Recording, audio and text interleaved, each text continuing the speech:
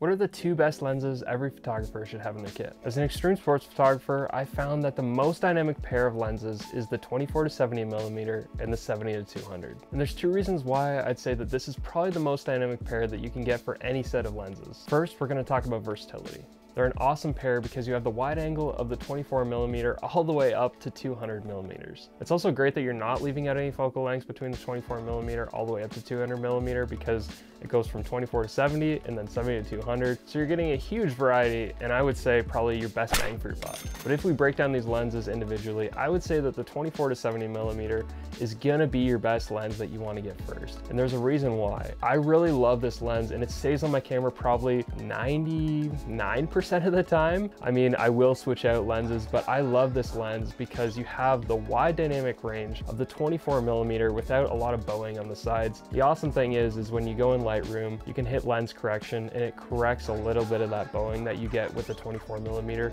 don't have to be like right up close in the action when you're taking a shot with the 70mm, which is kind of nice because then you don't have to switch lenses. You can be at like a nice safe distance, because sometimes I don't necessarily want to be like right up close with the 24mm, especially if you want to pack down for a day. It's nice just to bring one lens, and this lens is probably going to be your best bet.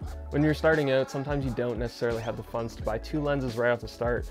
But if you're gonna go and buy a second lens, I would definitely recommend the 70-200. The reason why I'd recommend buying this lens is because I love the compression that this lens gives between your subject and the background, as well as sometimes we don't always have the luxury to be right up close with our subject, and so this just gives a really nice ability to be able to shoot our subjects from a distance. The second reason why I believe that this is such a dynamic combination is because of the compactness. Now, I realize that this thing is a brick, but if we were to talk about working up to like 3 prime lenses that you're carrying out in a day to cover a wide variety of your focal lengths, that's going to be way heavier than the combination of these two lenses combined. Now, I have the EF version, but the nice thing is that they made an RF version, which is almost half the size of this, which is pretty sweet. So, I mean, there you're saving a whole lot more weight. It's more compact. So, I mean, for me, I just had to equate money for weight, and I guess right now I'm just going to have to put up with the weight. Now, let's say if you're going out backpacking, or I guess in my case I was going out dirt biking or snowmobiling in the backcountry, I want to go super lightweight with my kit, I would generally just bring one lens, the 24-70mm, on one body, and then I could go super lightweight and I could run around all day without breaking my back.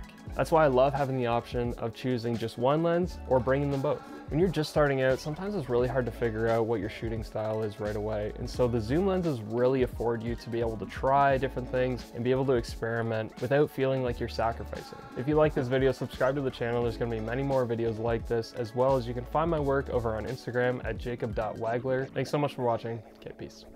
Remember that clip from Home Alone 2 where Marv is like, "Suck brick, kid. Suck